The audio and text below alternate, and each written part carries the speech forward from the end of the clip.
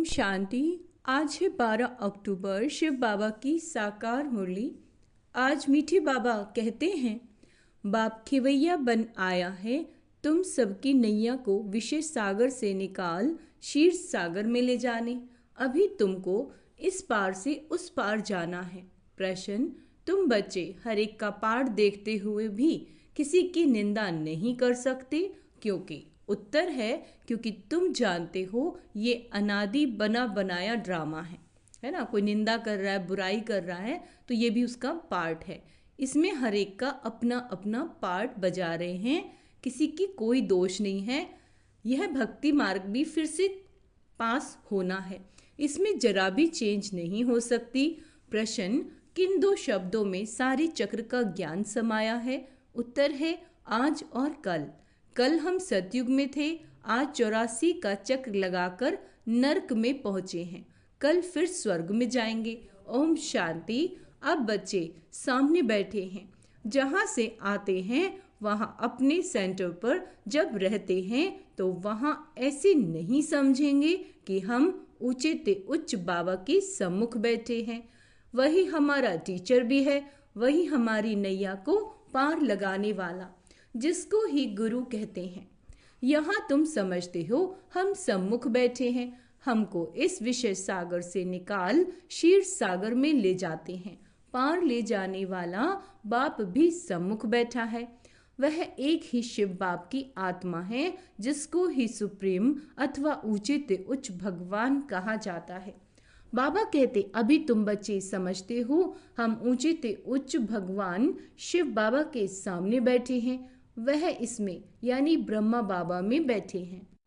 वह तुमको पार भी पहुंचाते हैं, उनको रथ भी जरूर चाहिए ना, नहीं तो श्रीमत कैसे दे।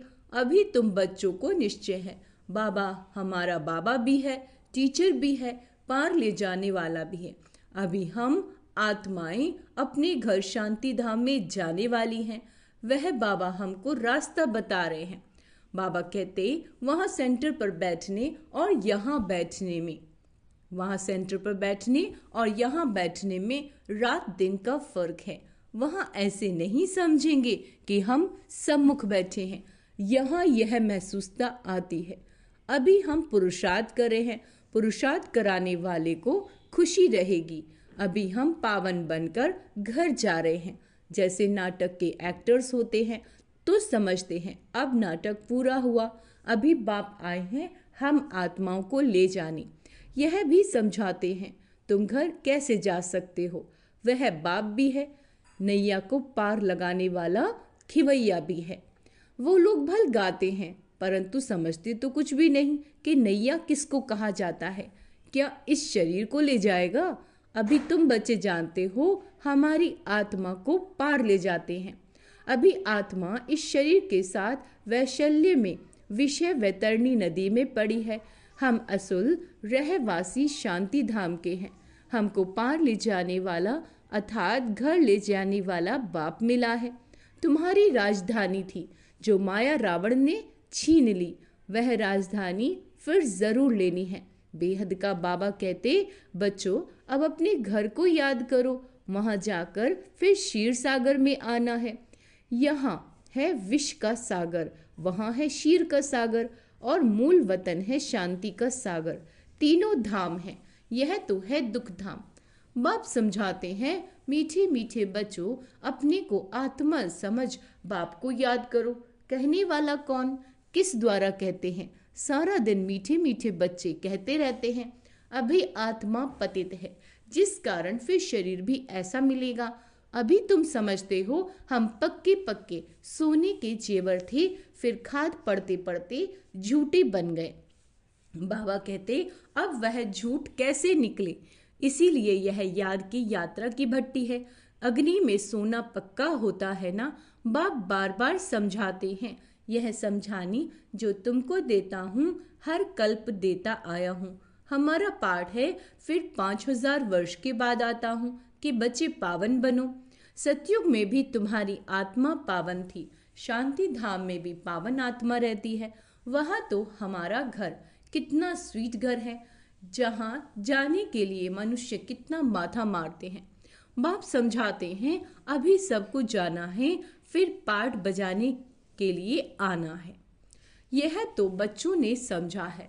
बच्चे जब दुखी होते हैं तो कहते हैं, हे भगवान, हमें अपने पास बुलाओ, हमको यहाँ दुख में क्यों छोड़ा है। जानते हैं बाप परम धाम में रहते हैं तो कहते हैं, हे भगवान, हमको परम धाम में बुला लो। सतयुग में ऐसे नहीं कहेंगे, वहां तो सुख ही सुख है, यहाँ अनेक दुख है, तभी तो बुलाते हैं, हे भगवान। आत्मा को याद रहती है परंतु भगवान को जानते बिल्कुल नहीं। अभी तुम बच्चों को बाबा का परिचय मिला है। बाबा कहाँ रहते हैं? परम धाम में। घर को ही याद करते हैं। ऐसे कभी नहीं कहेंगे कि राजधानी में बुलाओ, राजधानी के लिए कभी नहीं कहेंगे। बाप तो राजधानी में रहते भी नहीं, वह रहते हैं शांति धाम। सब शांति मांगते हैं। परम धाम में भगवान के पास तो जरूर शांति ही होगी। जिसको मुक्ति धाम कहा जाता है वह आत्माओं के रहने का स्थान है, जहाँ से आत्माएं आती हैं। सतयुग को घर नहीं कहेंगे, वो है राजधानी। अब तुम कहाँ कहाँ से आए हो, यहाँ आकर सम्मुख बैठे हो। बाप बच्चे बच्चे कह बात करते हैं।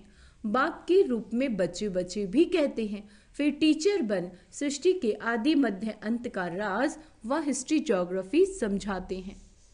यह बातें कोई शास्त्रों में नहीं है। तुम बच्चे जानते हो मूल वतन है हम आत्माओं का घर। सूक्ष्म वतन तो है ही दिव्य दृष्टि की बात। बाकी सतयुग, त्रेता, द्वापर, कलयुग तो यहाँ ही होता है।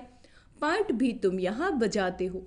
सूक्ष्म वतन में कोई पाठ नहीं, यह साक्षात्कार की बात है।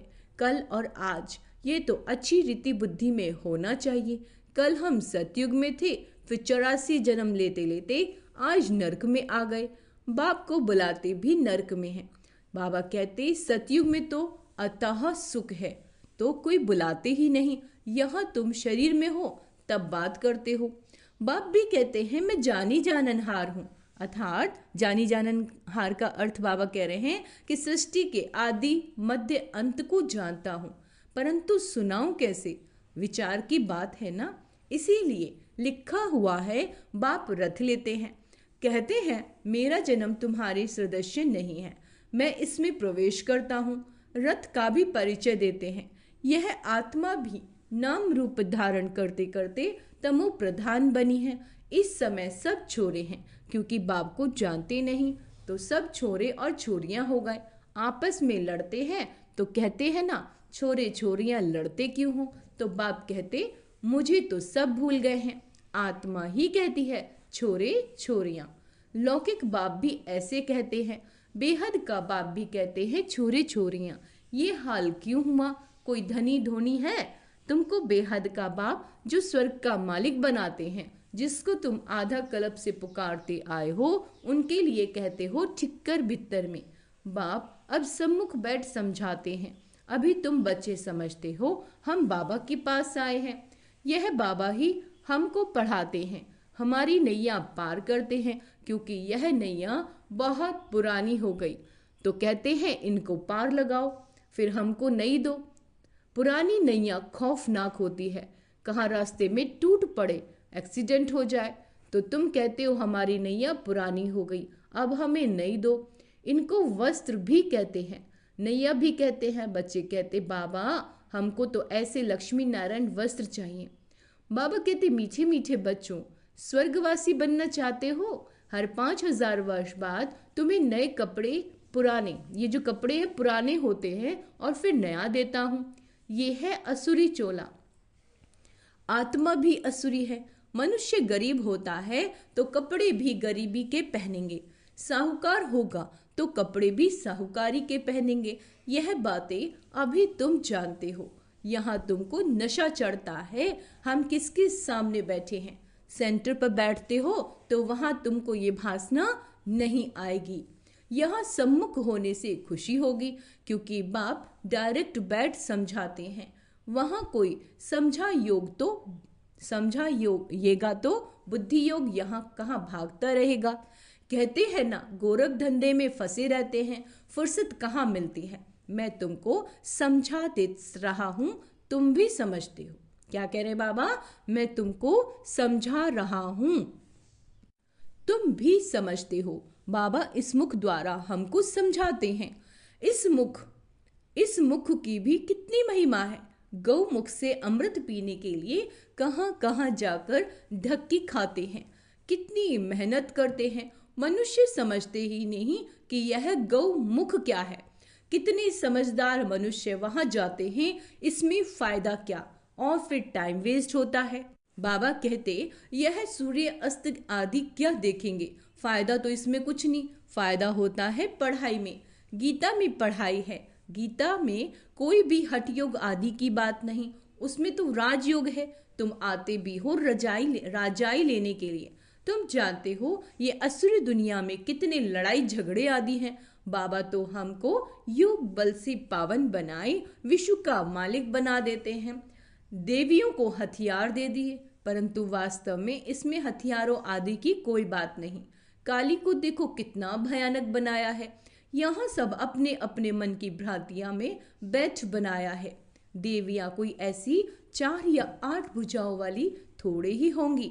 ये सब है भक्ति मार्ग। सो बाप समझाते हैं यह एक बेहद का नाटक है। अंडरलाइन करेंगे इसे, ये बहुत सारे समस्याओं का क्वेश्चंस का हल है। ये है बेहद का नाटक। इसमें कोई की निंदा आदि की बात नहीं।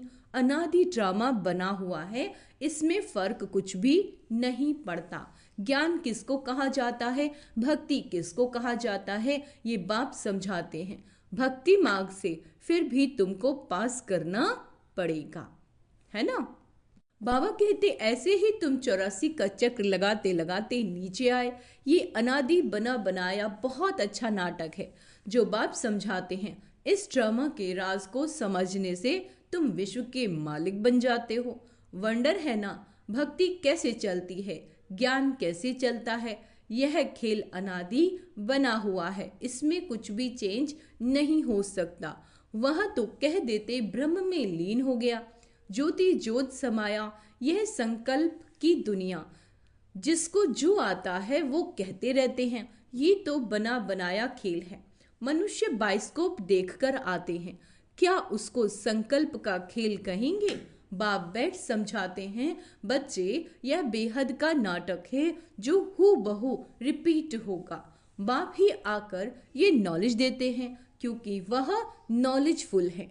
मनुष्य सृष्टि का बीज रूप है, चैतन्य है, उनको ही सारी नॉलेज है। मनुष्य ने तो लाखों वर्ष आयु दिखा दी। बाप कहते इतनी आयु थोड़ी ही हो सकती है। 22 को लाखों वर्षों का हो तो कोई की बुद्धि में नहीं बैठे। तुम तो सारा वर्णन करते हो, लाखों वर्षों की बात कैसे वर्णन करेंगे। यह सब भक्ति मार्ग है। तुमने ही भक्ति मार्ग का पाठ बजाया। ऐसे दुख भोगते भोगते अब अंत में आ गए हो। सारा झाड़ जड़ जड़ीभूत अवस्था को पाया हुआ है। अब वहां जाना है, अपने को हल्का कर दो। इसने भी हल्का कर दिया तो सब बंधन टूट जाए, नहीं तो बचे धन, कारखाने, ग्राहक, राजे, रजवाड़े आदि याद आते रहेंगे। धंधा ही छोड़ दिया तो फिर याद क्यों आएंगे। यहाँ तो सब कुछ भूलना है। इनको भूल अपने घर और अपनी राजधानी को याद करना है। शांति धाम सुख धाम को याद करना है। शांति धाम से फिर हमको यहाँ आना पड़े। बाप कहते मुझे याद करो। इनको ही योग अग्नि कहा जाता है। यह राजयोग है ना। तुम राज ऋषि हो। ऋषि पवित्र को कहा जाता है। तुम पवित्र बनते हो राजाई के लिए। बाप ही तुम्हें सब सत्य बताते हैं। तुम भी समझते हो ये नाटक है। सब एक्टर्स यहाँ जरूर होने चाहिए। फिर बाप सबको ले जाएंगे। यहाँ ईश्वर की बारात है। वहाँ बाप और बच्चे रहते हैं। फिर यहाँ आते हैं पाठ बजाने। बाप तो सदैव वहाँ रहते हैं, मुझे याद ही दुख में करते हैं। वहाँ फिर मैं क्या करूँगा। तुमको शांति धाम सुख धाम में भेजा, बाकी क्या चाहिए। तुम सुख धाम में थे, बाकी सब आत्माएं शांति धाम में थी। फिर नंबरवार आते गए। नाटक आकर पूरा हुआ।